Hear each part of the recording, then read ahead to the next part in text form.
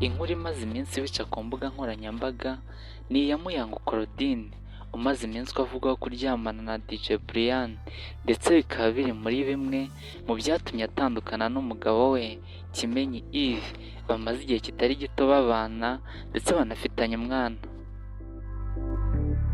Nyuma y'iyi nkuru Muyango yaje ahakana ibyamuvuzweho avuga ko ari ikinyoma cyambaye ubusa, asaba abantu ko baha agahenge papa w'umwana we.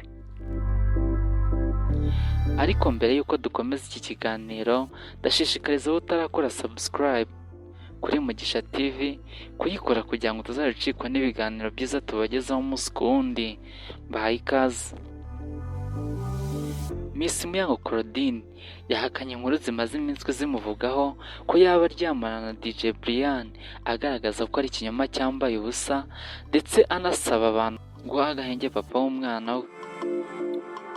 Yabigarutseho mu kiganiro yagiranye na Yago TV show, aho yabajijwe uko ameze muri iyi minsi, aho bamwe bemeza ko ashobora kuba atamerewe neza mu rugo rwe n'umubano we n'umugabo we Kimenyi Yves ukaba ukekwaho kuzamo agatotsi kugeza aho aba bombi batakibana. Ati ndakomeye gahoro gahoro ariko ndaho ndakomeye. Biragoye muri iki gihe kugira ikintu wavuga, icyo watangamo inama, biragoye, ntabwo ari ibintu byoroshye. Iyo ubona umuntu utazi, utarabona, ubonye bwa mbere, afata kamera akagufataho ijambo akavuga ati uyu muntu ndamuzi twarakuranye, abeshya. Yakomeje avuga ko umuntu wadutse ku mbuga nkoranyambaga avuga ko ari nyirasenge ntaho amuzi, ahubwo ari ibihuha biri gukwirakwizwa bidafite ishingiro. Ati ikintu navuga, abantu bankunda cyangwa se bakunze kuva kera ntibihangane, ibi nabyo turabinyuramo kandi neza. Ikindi ntibirinde imbuga nkoranyambaga, ntabwo ari umukino ukinwa na buri wese. Biracyagoranye, ntabwo nzi impamvu kuri izi mbuga muri iki gihe higanjeho amatiku. Njye ntabwo ndi umuntu munini cyane, n'abakuru kuri njye, abato n'abo tungana mbona byarabacanze. Biragoye nkanjye n'ibyo mbamo byose kugira icyo mbivugaho. Yavuze ko gusa hari igihe azagira icyo abivugaho bitewe n'aho ibihe bizaba bimugejeje, agaragaza ko yizeye ko ibihe bikomeye ari kunyuramo hari igihe kimwe bizarangira.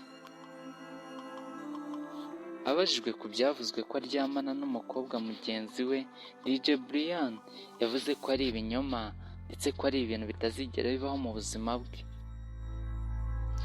Ati nta kintu kinini navuga ku butinganyi bumvugwaho uretse ko ari ikinyoma. Ntabwo ndi intungane, nshobora kuba ntakosa, ariko byibuza bubahe ko ndi umubyeyi. Ibyo bavuga cyangwa bumvise ntabwo ari byo, nta nubwo bizigera bibaho. Uko ni ukuri kwanjye nka Muyango, sindi buze kujya ku bandi n'ukuri kwabo bafite. Umuntu yizera ibyo ashaka bitewe n'uko yari asanzwe akubona, ibyo byose ni ukumarabika. Yabajijwe ku mubano we na Kimenyi muri iki gihe, araruca ararumira, agaragaza ko nta byinshi afite byo kuwuvugaho. Ati icyo navuga ku mubano wanjye na Kimenyi, aho nta kintu nabivugaho, biracyari ibanga. Gusa ni umuntu nubaha kandi nkunda. Ikintu cya mbere kiri kumbangamira ni ibintu bijyanye n'umuryango wanjye.